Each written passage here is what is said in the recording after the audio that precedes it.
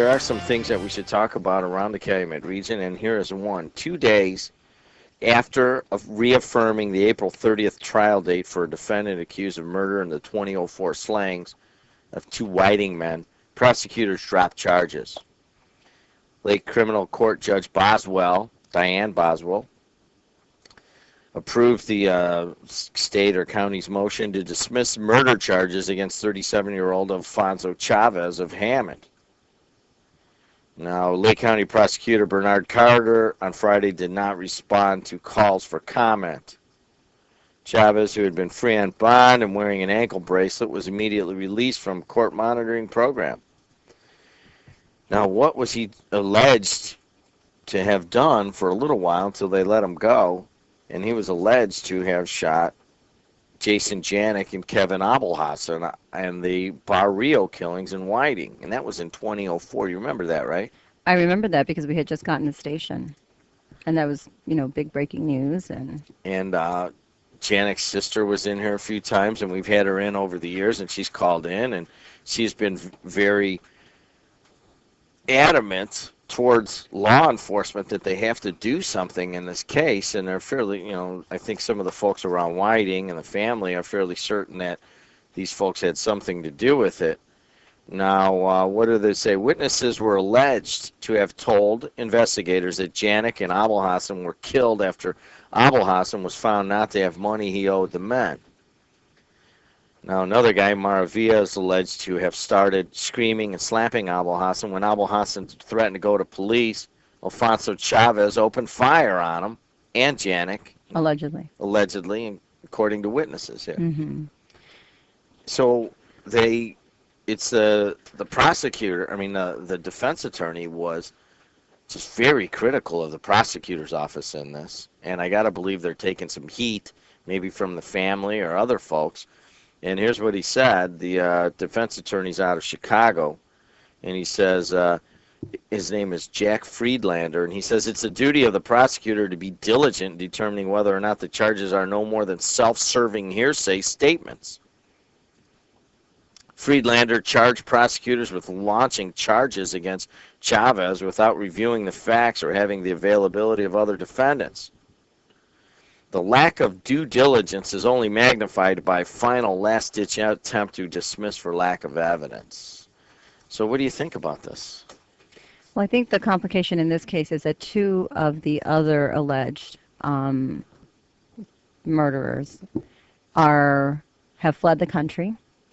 And when they try to extradite one of them at least, he went to Mexico, and the Mexican government did not turn him over because he has dual citizenship.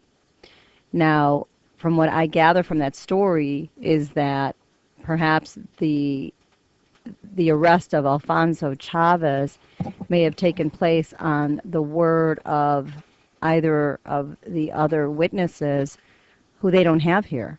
And so what happens then is it just becomes hearsay. And how does one know whether according to what the defense attorney is saying, or at least implying, is that how do you know what happened when A, you don't have the person making those statements here so that you can at least, cross-examine them or depose them, and B, how do you know they're not self-serving, meaning, if the person that killed these men wants to protect himself, he can lie and say it was the other guy. And so then it becomes a he said thing here, where the only witnesses are the people who actually committed the crime, and they probably don't have, for whatever reason, enough physical evidence to actually tie one person or another. I don't understand how they may not be able to hold them on other charges. Well, they let them go, evidently, and but they can always charge them again. I got to believe that the family of Jason Janik and Kevin Abelhassan they're devastated. They're just devastated at this point. I know there's a lot of other people around Whiting and in law enforcement in Whiting that are upset about all of this. And I'm trying to get Bernie Carter on here to explain, what happened or what went wrong in this case. Jim, we've been here since 2004. How many times have we had Bernie Carter? Well, every time I call him, it's just, I gave up years ago. It's like trying to get Dick Lugar on. It's like, forget it, guys. I know we're not important.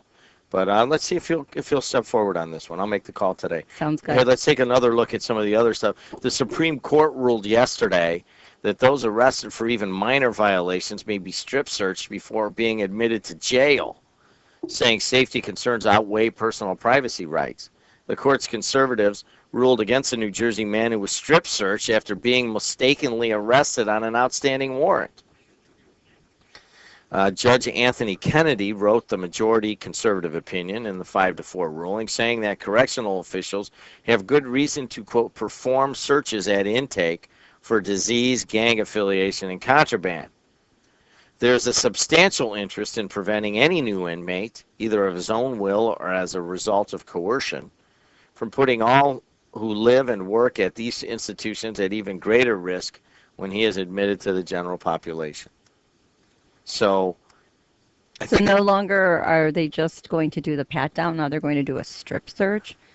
And is this going to be just a blanket policy, let's strip search everyone we're arresting, or is it going to be if they have some reasonable suspicion of this person? I don't understand. Well, let's first of all, I mean, what exactly is a strip search? I think it's when you get your clothes off. And then you got to bend over, right? Well, I don't know about that, Jim Delow. Come on. I think that's one of the parts of it. And I mean, that gets kind of I don't know. I don't want to get graphic, but you just did. Yeah, So I was like, come on. But the case, if you read the case of the New Jersey guy, he had already paid his fine. And he's like, dude, I didn't do anything. I paid my fine already. And they're like, well, too bad. They arrested him, and they made him do a strip search. And then he's like, this is all wrong. Then eventually it gets to the Supreme Court. Well, we have a reasonably conservative Supreme Court. And they're like, too bad. If they want to strip search you, privacy concerns are not as important as safety concerns. And I don't know. Well, I mean, in the end, they have to weigh it out. They have to, there's that balancing act that they do. And in this day and age, is it more important to make sure that, that everyone in the jail is safe, barring some uncomfortable situation where you're going to be strip searched? That's what they've decided.